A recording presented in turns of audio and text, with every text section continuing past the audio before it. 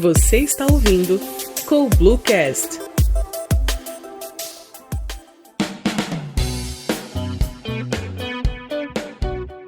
Olá, sejam bem-vindos a mais um episódio do CoBlueCast, nosso podcast sobre gestão. Sou o Gustavo Ramos, sócio e CRO da CoBlue, e hoje vou conversar com a Elaine Loureiro sobre cultura familiar nas empresas.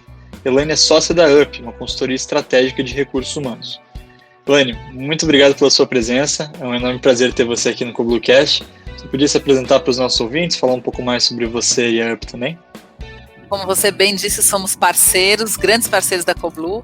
A UP tem um pouco mais de 2 anos de existência nessa configuração, né? Nós somos uma consultoria que apoia estratégias de pessoas nas empresas e a gente atua bastante com aquelas empresas que estão ainda começando a pensar nesse assunto. E naturalmente, quando as empresas começam a pensar em estratégia, elas pensam em performance, elas pensam em como direcionar de uma maneira mais clara para os líderes e para os seus colaboradores, o que é esperado de cada um, e isso faz com que essa parceria nossa seja uma parceria muito próxima, né? Porque a gente engata muitas vezes na questão dos modelos ágeis, e aí dali a gente pode trabalhar bastante junto. Então, a gente vem atuando bastante com esses parceiros, e eu tenho uma sócia que é a Teoci, e a gente atua com empresas de diferentes tamanhos, e às vezes a gente atua mais com áreas de RH, né, ajudando a pensar estratégias e a realizar, desenvolver soluções para eles. Show, Elaine, legal, muito legal aí. A gente está com uma parceria super massa com a UP já há algum tempo, implementando em alguns clientes algumas coisas juntos, né, algum tipo aí de parceria. E hoje, na verdade, a gente vai falar de um tema especial. Você estava até me falando agora no começo, né, eu tinha trazido a ideia de empresas familiares, você estava chamando ali de empresas com cultura familiar, né, a gente conversando Sim. Agora nos bastidores. Então conta um pouquinho, qual que é a diferença, por que você prefere utilizar esse termo empresas com cultura familiar, o que é isso? Conta um pouco para nós. Eu vou te contar e eu vou aproveitar até para isso fazer um link com a minha história, né? Eu tenho aí quase 10 anos em consultoria, mas eu passei um tempo grande em empresas. Eu fui executiva de empresa, passei em empresas de segmentos diversos. E uma curiosidade que eu me dei conta há não muito tempo, que a minha trajetória foi por empresas em geral com culturas familiares. E não significa que eu passei por empresas que estavam começando, ou por empresas menores. Eu passei por empresas enormes, né? A primeira empresa que eu trabalhei foi o Itaú, que é uma grande empresa que nasceu, né? Que é uma família até hoje, né? Tem uma natureza até de gestão que é familiar, mas ela não é uma empresa familiar, ela é mais do que uma empresa com uma estrutura grande, com investidor, com tudo que se pode imaginar de uma complexidade de gestão, né? Mas ainda quando eu passei por lá, isso faz algum tempinho, não vou dizer quanto, né? Porque senão eu vou entregar um pouquinho a minha idade, mas antes de Unibanco, antes de tantos movimentos que aconteceram lá, ela tinha uma cultura um pouco familiar, né? Passei pela Serasa, que era uma empresa que não nasceu de uma família, mas tinha uma cultura super familiar. E por aí vai, né? E isso me fez pensar dessa forma, esse conceito. Eu acho limitante quando você fala, você cria um rótulo, né? Empresa familiar, empresa não familiar, ou empresa corporativa, ou sei lá qual é a denominação. E é muito interessante porque a natureza de cultura vigente é muito parecida, né? E as questões que são, as dores são muito parecidas, né? É natural que quando a gente fala de empresa com cultura familiar e de natureza mesmo, de uma essência, nasceu de uma família, cresceu, é bonito de ver empresas que estão já na segunda, na terceira geração.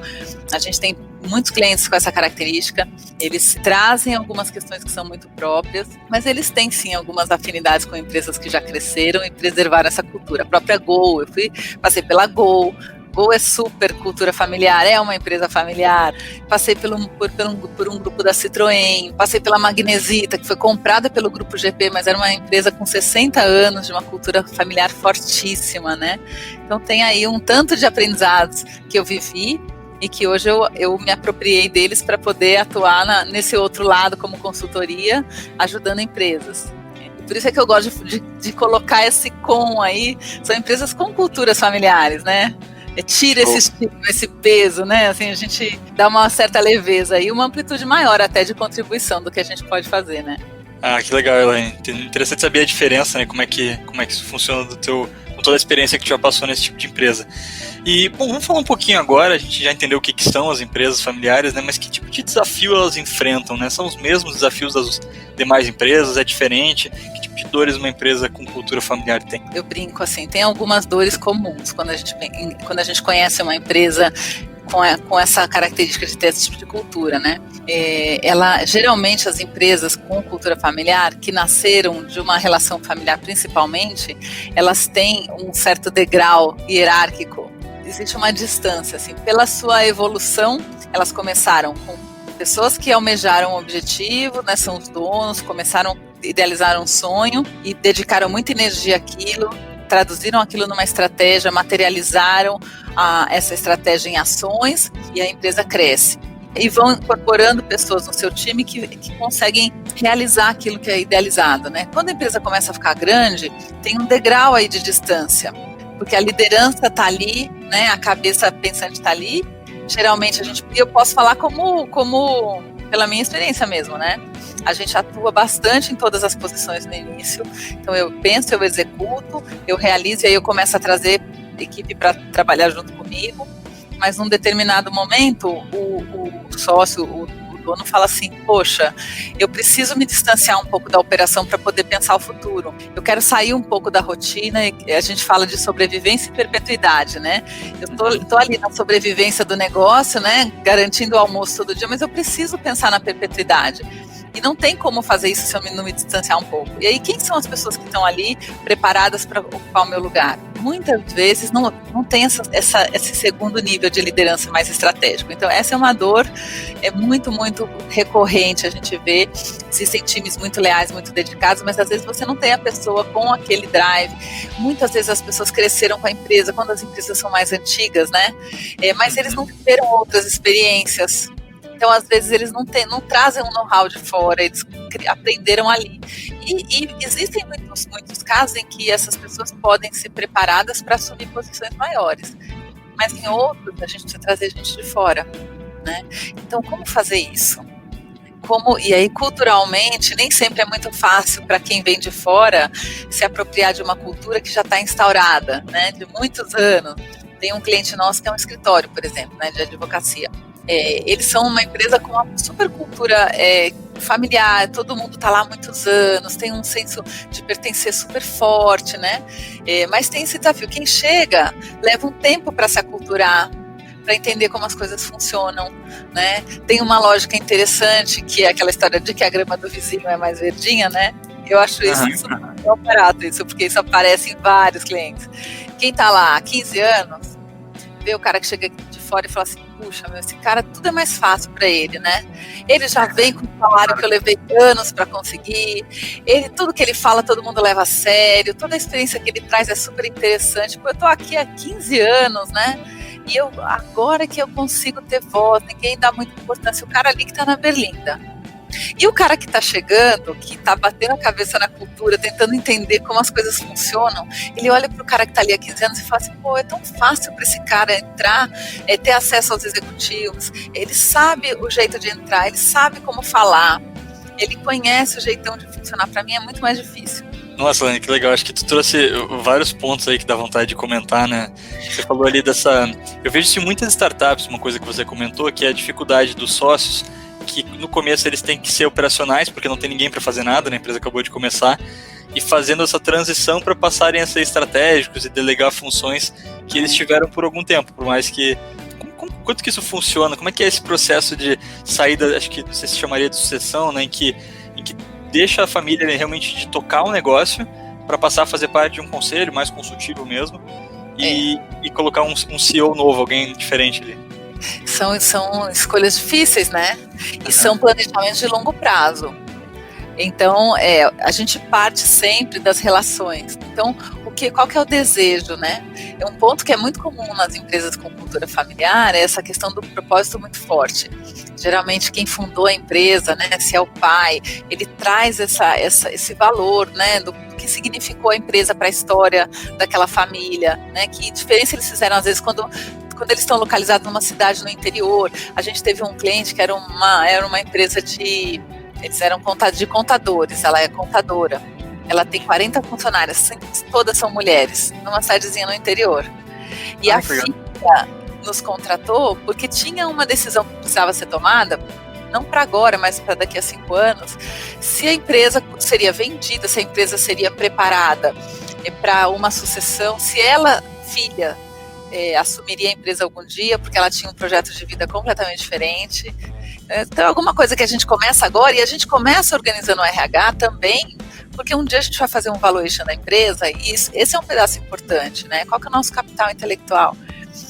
E são projetos longos, porque é isso, você não decide de um dia para o outro. Pode até acontecer, como já aconteceu com outro cliente ainda de um tempo atrás, que eram 3 irmãos e eles já tinham decidido que eles queriam dar um passo. E aí é isso, qual que é a cultura? Quanto é mais fácil trazer um cara de fora? Quanto existe um interesse dos irmãos, às vezes, de continuar ali ou não? A gente quer fazer outra coisa da vida. Eu quero abrir uma academia, eu não quero continuar tocando esse negócio. Ou eu quero ser autônomo, qualquer coisa. Tem alguns que têm riquezas maiores que eu não quero trabalhar, eu quero só viver com a renda. Então, como que a gente faz para isso ser possível, né? E é isso que você falou, os caminhos vão por aí. A gente pode preparar a empresa para ser vendida. Quando existe um vínculo emocional mais forte, isso é mais difícil, né? Às vezes a gente precisa esperar o tempo deixar as coisas acontecerem. Quando os pais não estão mais ali, é mais fácil tomar uma decisão e os filhos não conseguem avançar antes que isso aconteça, né? Às vezes a gente quer preparar a empresa para isso, que eu acho que é o mais comum. Poxa, é uma empresa que é da família, cresceu, prosperou, tem chance de estar maior. Então vamos trazer um cara de mercado com experiência e aí vem um conselho, né? A própria Rinodê fez isso. Rinodê também é cliente nosso, né? São vários irmãos, o pai ainda é vivo, é uma empresa linda, com uma cultura de prosperidade. Eles decidiram trazer um CEO para estar à frente e aí eles se afastaram das decisões. E você imagina que tem todo um aprendizado com isso. Né? Trazer alguém de fora que às vezes vai dizer coisa que não é o que a gente faria, mas para isso ele está ali. Então como é que a gente lida? Isso vai passar pelas pessoas, vai passar por a gente ser menos flexível com alguns cuidados que a gente tomava, que a gente não vai poder, né? Então tudo isso é bastante. Eu sou apaixonada por esse segmento de cliente, eu adoro clientes que têm esse tipo de história, né? Mas passa por isso mesmo. Então, e aí vamos cuidar para que esse executivo tenha sucesso. O que a gente precisa cuidar dessa cultura? Como é que a gente entende como é a cultura hoje, como ela vai ser um dia, né? Era o caso da Microsoft, né, em que o Bill Gates já faz muito tempo, um bom tempo mesmo, né, que já é só do conselho e desde então tiveram alguns executivos que ocuparam o cargo de CEO lá na empresa, né? E uma coisa que comentava no artigo, até não sei se é exatamente isso, mas que algumas das grandes inovações que eles tiveram ainda foi com ele, né, propondo elas, e depois a empresa ela continuou num caminho de crescimento, enfim, uma empresa grande, né, super conhecida até hoje, mas parece que perdeu um pouco do aspecto de inovação, e eles fizeram um paralelo também com o que aconteceu na Apple, né, que ela tinha o Steve Jobs como um cara talvez mais apaixonado pelo negócio ali, né, acaba falecendo, outros executivos passam pela marca e a marca se solidifica, porém tem os mesmos produtos. Claro, tem algumas coisas novas, eu sei disso, mas digo, é o mesmo iPhone que ele idealizou lá atrás, só que é a versão 12, não uma nova coisa, né? Então, como que isso pode afetar a inovação? Acho que tem que ter bastante cuidado na hora de escolher o executivo, né? É a escolha. E eu acho que é a marca de quem criou, nesse caso, né? Então, tá ali, sim, muito da essência tá nele, né? Eu imagino que deve depender também da autonomia que essa pessoa tem, né? Porque ela chega ali como CEO, eu fico imaginando, o cara chegou ali como CEO da Microsoft, com 500 investidores, todo mundo pressionando ele, cara, faz o básico, sim, e atinge o resultado. Às vezes não deram autonomia para ele, né? Sim. Se você fizer uma analogia com as empresas que têm uma cultura familiar, o cara chegou ali e ele tem que lidar com os 2 irmãos, o sobrinho, o filho, que está numa área que, né? Mais ou menos, a coisa só mudam os personagens, né? Você quer ver um exemplo que eu vejo bastante em clientes? Quando são irmãos, né? Você tem empresas que a cadeira de CEO, ela vai sendo trocada a cada 2, 3 anos. Aí você imagina. E tem toda uma questão hierárquica familiar, isso é forte mesmo. Apesar de você ter um ambiente familiar no sentido positivo, você tem o contraponto, que é aquela coisa do irmão mais velho, né? Então, as pessoas opinam até a 2ª página, porque existe um respeito pela palavra do irmão mais velho.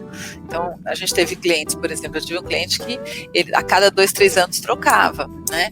Mesmo quando não era o irmão mais velho quem estava na cadeira, era o segundo irmão ou mais novo, ele tinha um extremo respeito pela opinião do mais velho. Então, como é que, para ele quebrar padrões, e às vezes ele podia até ter uma mentalidade um pouco mais aberta, e a cultura da empresa, ela tinha um movimento a cada 2 anos, isso é muito interessante, né, que é o tom de quem está ali no comando, né, tem algumas barreiras que ninguém quebra. Então, assim, se é uma empresa centralizadora, a tomada de decisão é mais centralizada, concentrada, você não quebra isso, enquanto você tem a família no comando dessa configuração.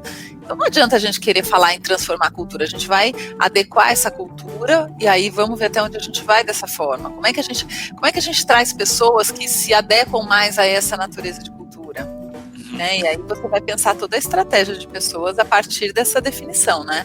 Sim, sem dúvida. Isso é uma coisa que você falou agora que eu vejo bastante em algumas associações que a gente atende, porque normalmente a associação tem a gestão é rotativa também, né? Então você tem ali um presidente ali por algum tempo, talvez mais ou menos como você falou, né, 2, 3 anos, e depois ele vai rodando, e o que a gente percebe, assim, ou pelo menos que eu percebi nas associações com quem eu interagi, né, é justamente o que você falou, a empresa tem um movimento a cada 2, 3 anos justamente nessa mudança de gestão, né, e deve ser difícil até para as pessoas entenderem, às vezes, por que a empresa está mudando tanto, né? E você tem aquelas pessoas que começaram ali com 17 anos, que já estão há 10, 11 anos na empresa e já viveram as diferentes gestões. Imagina o quanto para elas é mais fácil se apropriar disso do que uma pessoa que acabou de chegar. Né? É verdade. Acho que ela até já espera, né? Daqui a 2 anos vai mudar tudo. Vamos ver quem vai vir agora, né? E às vezes o contrário também, às vezes fala assim, vai mudar agora. Então agora as coisas vão mudar. Não muda nada. Aí vem uma certa descrença, fala assim, não adianta, que sempre vai ser desse jeito. Né? A gente já escutou essa frase, né? Aqui as coisas vão ser sempre assim. Isso também é ruim, né? Que não necessariamente é fato. Então, e aí, quando chega um cara de fora, ele traz essa história, ele recebe essa herança, no sentido de que, poxa, tá chegando uma pessoa nova, mas, puxa, não vai mudar nada, né? Imagina, a gente já sabe que não muda. Então, ele tem esse desafio maior também de quebrar crenças, às vezes, né? E, Elaine, conta um pouco para nós agora, como que a UP tem ajudado essas empresas, assim? Tu comentou anteriormente ali rapidinho sobre alguns serviços que vocês prestam, mas como é que vocês fazem esse trabalho nas empresas? Começam com um diagnóstico, analisando a empresa? Como é que vocês fazem isso? Geralmente a gente começa com um diagnóstico, um mergulho. E assim, mesmo se é um projeto mais pontual, a gente quer fazer um trabalho de cultura. Se é um projeto que é o que a gente mais faz, assim, vamos pensar, a gente quer começar, não sabe por onde. A gente sabe que precisa tratar desse assunto, a gente sabe que faz falta ter um RH, né? Ainda o RH é a expressão mais procurada, né? Mas a gente não sabe o que a gente precisa. Então, a gente começa ajudando a pensar. Nesse diagnóstico, vamos entender como é que é o negócio, a natureza do negócio, qual é a história dessa empresa, como são as relações familiares. Muitas vezes a gente acaba fazendo um assessment com a liderança para entender e trabalhar um pouco essas relações, entender o que se espera para poder fazer uma proposição. E o movimento que eu vejo forte, que eu acho interessante, né? E eu, pessoalmente, eu fui quase 20 anos em empresa, RH de empresa, mas eu me sinto, então, parte desse grupo, né? Eu vejo que nessas empresas um pouco menores, você não precisa necessariamente ter uma área de RH instaurada. Você precisa ter uma estratégia de pessoas definida. E cada vez mais o que é demandado para nós, e às vezes a gente nem precisa defender nada, porque acho que essa crença já vem vindo, principalmente quando você fala de startups e tal, é assim, nós precisamos ajudar a preparar as lideranças, para que eles sejam protagonistas, né, para que eles se apropriem desse papel, o papel é deles, e eu acredito muito nisso. A gente ajuda a pensar a estratégia, a gente dá a direção, entende junto qual que é a melhor cultura, para onde vocês têm que ir, o que vocês têm que mudar individualmente, coletivamente, mas a batuta está na mão deles. E a gente, então a gente é um coadjuvante no processo. E, portanto, esses contratos de recorrência, eles funcionam bem porque a gente está ali para monitorar, a gente está ali para fazer ações pontuais. Eventualmente, em alguns clientes, além da recorrência, tem um projeto, vamos começar um programa para a liderança. Então, a partir do que a gente mapeou, a gente está vendo que precisa. Vamos organizar cargos e salários para ter uma política bem definida. Vamos preparar todas as ferramentas, dar um kit de ferramenta na mão de cada líder para que ele possa, de fato, tomar as decisões. Tem uma coisa que você falou, achei super interessante, que você falou de vocês como coadjuvantes do processo, né? Isso é uma coisa que eu já conversei com outras empresas que também prestam consultoria, que é que se o consultor for o único protagonista daquele projeto que está sendo implementado, daqueles novos processos, quando o consultor sair, o projeto vai sair junto, né? Ele vai ficar na empresa, então ele não pode ser ele realmente tem que ser um coadjuvante, arquitetando, né, quase uma orquestra ali. A gente tá ali para poder um dia ir embora, né? Exato. Que é, assim, o que para mim, assim, quando você perguntar por que eu gosto, por que me conecta tanto com esse propósito da UP, né? Depois de 20 anos em empresas, eu tenho esse perfil de gostar de vestir a camisa da empresa. Então, os meus clientes, muitas vezes eu falo, porque a gente precisa, porque eu me sinto parte mesmo. Que legal. Mas eu sei que é um ciclo, que não é uma ação pontual, mas é um ciclo que tem começo, meio e fim, né? Porque tem algumas empresas em que a gente tem contratos, a gente tem um cliente, por exemplo, que a gente está lá há 4 anos, né? Eu tô lá há mais tempo do que a UP, né? Eu fui ainda numa outra configuração, mas eu tô com eles há 4 anos.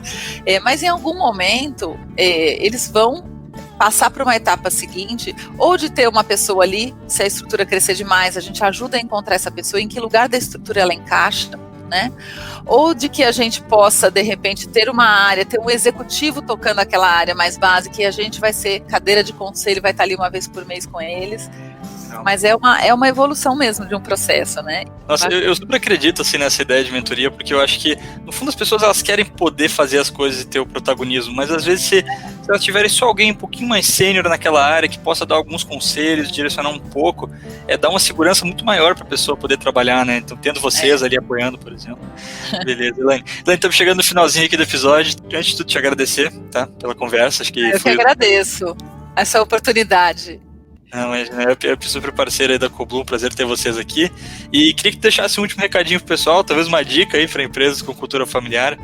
Por onde começa a resolver os problemas que elas têm, se quiser deixar alguma dica, também fazer um merchanzinho da UP aí, fica à vontade. Um merchanzinho, assim, eu acho que o merchan eu já fiz, né? Faz meia hora que eu tô contando um pouquinho como que a gente ajuda, mas eu acho que tem uma coisa bacana nas empresas familiares, né?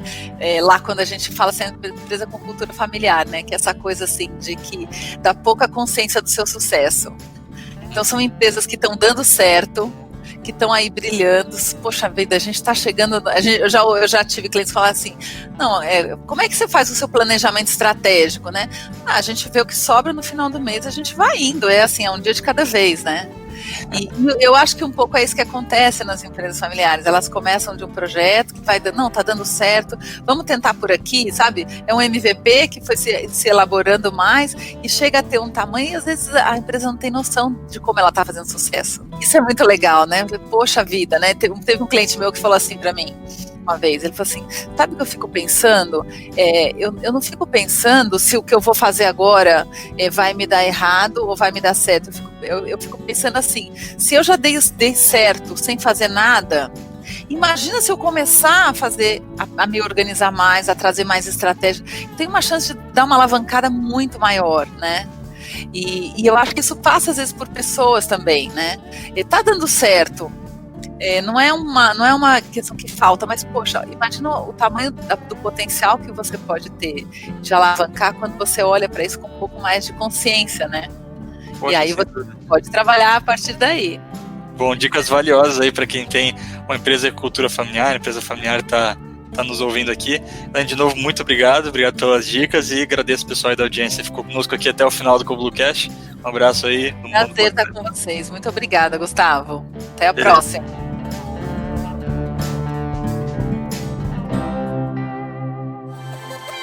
Você acabou de ouvir Cobluecast. Acesse www.coblue.com.br.